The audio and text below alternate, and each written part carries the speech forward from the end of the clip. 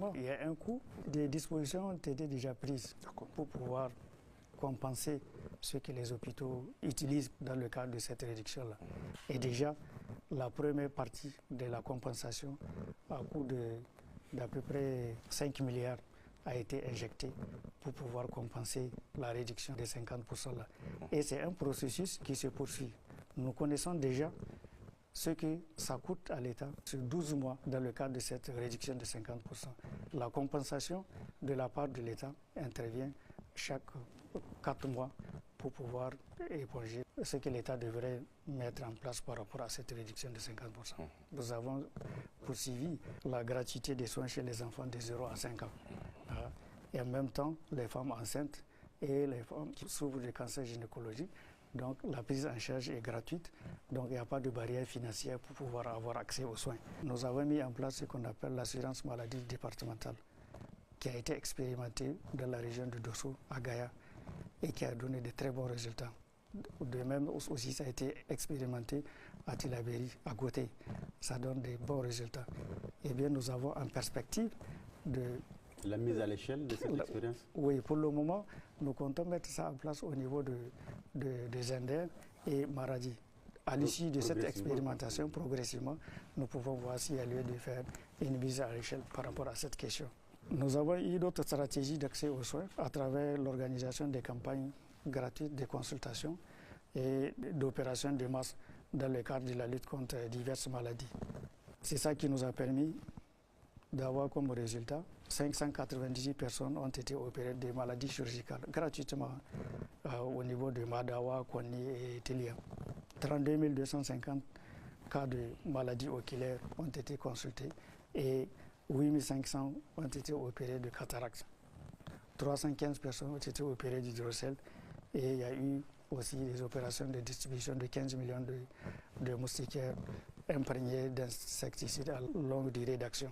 Nous comptons au cours de l'année 2025 faire 11 sorties en chirurgie foraine et nous prévoyons opérer 10 000 cas de cataracte sur l'ensemble du territoire national et organiser 5 camps de chirurgie pour opérer 500 cas d'hydrocèle. Nous avons toujours dans le cadre de la vaccination, parce que aussi c'est l'accès aux soins, l'État a mobilisé 17 milliards 400 millions de francs CFA pour l'achat de 13 vaccins. C'est des vaccins destinés aux enfants. Ce qui a permis d'avoir une couverture vaccinale de 80 à 84%. En ce qui concerne la vaccination de riposte, c'est-à-dire que c'est quand il y a une situation, on riposte à travers la vaccination. Si vous vous rappelez, notre pays a connu une épidémie de méningite dans 13 districts de notre pays. Et il y a eu donc une riposte à travers la vaccination où 2 696 personnes ont été vaccinées contre la méningite. Nous comptons, dans perspective donc, de l'année 2025, poursuivre cette vaccination contre la méningite à travers le vaccin pentavalent qui est composé donc, de 5 items. Si vous vous rappelez aussi, il y a eu l'épidémie de choléra suite aux inondations. Nous avons organisé une riposte de vaccination contre le choléra au niveau de 6 districts, Myria, Zender, Gazoua, Madawa, Bouza et Koni. En effet, c'est plus de 1 57 587 personnes qui ont été vaccinées contre le choléra.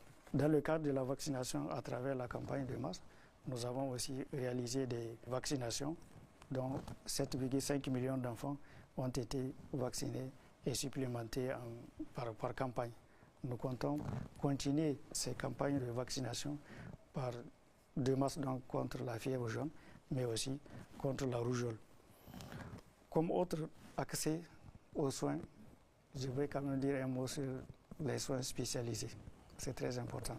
Dans le cadre de renforcement des activités pour la prise en charge de cancer, quelque chose qui nous tient à cœur, eh bien, nous avons finalisé les travaux du bunker. Le bunker, c'est un local destiné à accueillir l'appareil de radiothérapie.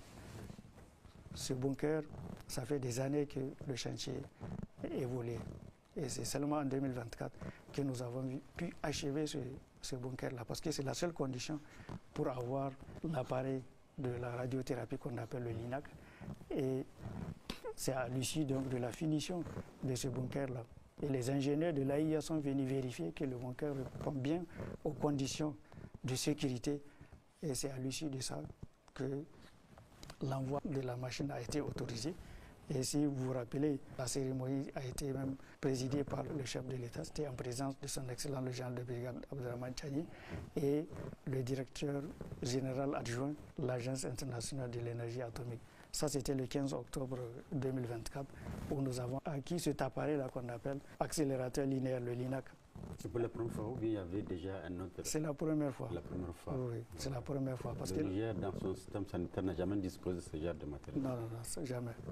Et cet appareil est accompagné par ce qu'on appelle un scanner. Le scanner de simulation, ça s'appelle. Ce scanner complète l'autre appareil. Donc c'est lui qui permet d'identifier, par exemple, si on veut traiter le cancer, parce que maintenant la technologie a avancé. Si vous voulez traiter le cancer, eh bien, il faut utiliser cet appareil-là qui va guider les radiothérapeutes pour leur dire, écoutez, c'est là où il faut bombarder avec les rayons. Et c'est ça qui permet d'éviter les tissus qui sont sains. Parce que si vous bombardez tout le corps, eh bien ça.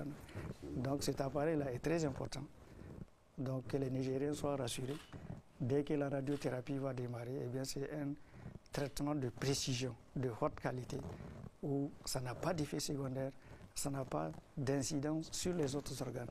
Donc c'est ça la particularité de ce scanner de simulation. L'acquisition de cet équipement va nous permettre de renforcer en tout cas le traitement du cancer. Le processus d'installation de cet équipement-là se poursuit parce que comme je l'ai dit, c'est un équipement de haute qualité. Le processus se poursuit parce que c'est un processus. En même temps, la formation aussi des agents. Sur place, les ingénieurs.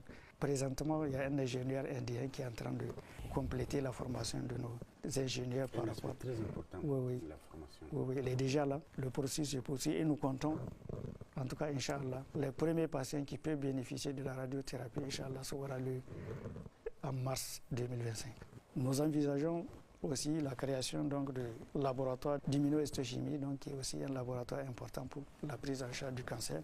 Et nous avons en projet l'acquisition de ce qu'on appelle le TEP-scan. Le TEP-scan, c'est notre appareil qui permet de renforcer la prise en charge du cancer. Et les moyens sont déjà acquis. Toujours en ce qui concerne l'accès aux soins spécialisés, dans le cadre du renforcement des activités de la prise en charge des patients insuffisants rénaux, voilà une autre grosse question des soins spécialisés qui nous préoccupe. Vous savez, le rein, c'est un organe vital. Lorsqu'il est défaillant, il n'y a que deux solutions pour vivre. La première, c'est d'assurer sa fonction là, par un appareil externe. C'est ce qu'on appelle dialyse ou hémodialyse. La deuxième possibilité, et c'est ça, c'est à vie. La deuxième possibilité, il faut greffer le rein. Et là, vous êtes épargné de l'hémodialyse. Donc, pour le moment, l'hémodialyse, c'est ce que nous faisons. C'est ce qui est faisable chez nous. Nous avons deux centres opérationnels. Le centre de dialyse de l'hôpital national Amir Boubacar Diallo et le centre de l'hôpital national de Zender. C'est les deux structures qui nous prennent en charge les patients insuffisants rénaux, donc sur l'ensemble du territoire national. À l'heure actuelle, ces centres prennent en charge 310 patients qui souffrent d'insuffisance rénale. Et ces 310 patients-là... Est-ce que nous avons une expertise pour le greffage de rein ou bien on va continuer toujours à aller à l'extérieur pour ça? Je vais en venir sur la greffe rénale, je vais finir sur l'hémodialyse. Donc, un patient en insuffisance rénale doit avoir la séance de dialyse 2 fois par semaine. Et à chaque séance, il faut un kit. Donc, avec 310 patients, 2 séances par semaine, ça nous fait 620 kits par semaine. C'est gratuit, c'est à la charge du malade? C'est à la charge de l'État. C'est l'État qui achète les kits. C'est à travers des commandes. Dans les commandes, nous les faisons trimestriellement, de façon chaque mois, pour qu'il n'ait pas rupture. Les dialyses sont gratuites? Ce n'est pas gratuit. Ce qui est gratuit, c'est les 150 000 qu'on devrait déposer. J'ai oublié d'en parler dans la réduction des tarifs, où il y a le forfait, ce qu'on appelle le forfait dialyse, qui fait 150 000, donc que l'État a pris en charge. Donc le patient n'a plus besoin de déposer de l'argent pour avoir accès à l'hémodialyse. C'est juste les autres ingrédients qu'il doit payer pour pouvoir bénéficier de cette hémodialyse. Donc vous voyez, un patient qui a une insuffisance rénale, l'hémodialyse, qui n'est pas d'un Niamey, s'il est à Difa, il faut qu'il vienne et les domicile ici, parce qu'il doit être dialysé 2 fois par semaine. C'est pourquoi nous pensons qu'il faut étendre ces centres-là à l'intérieur du pays. C'est pourquoi nous avons un projet, le centre hémodialyse de Maradi, et déjà au niveau d'Agadez et de Difa, donc il y a eu déjà l'unité qui est installée. C'est juste la mise en marche qu'on doit faire. Pour revenir à votre question en ce qui concerne la greffe rénale, effectivement, c'est la deuxième possibilité, puisque on s'est rendu compte c'est difficile pour quelqu'un de supporter 2 séances. 2 fois, mais ça peut aller jusqu'à 3 séances par semaine. Et ça, c'est toute la vie. Donc, il faut qu'il fasse ces séances d'hémodialyse-là. Donc, pour parler à ça, il y a la greffe rénale. La greffe rénale qui, pour le moment, ne se fait pas chez nous. Ça se fait à l'étranger. Nous envoyons nos patients à l'étranger pour la greffe rénale. À l'heure actuelle, nous avons 29 patients qui ont été greffés. Et la greffe rénale, c'est quelque chose de très cher. Pour un greffier rénal, il coûte pour l'État 16 millions de francs CFA, sans compter 7 millions pour les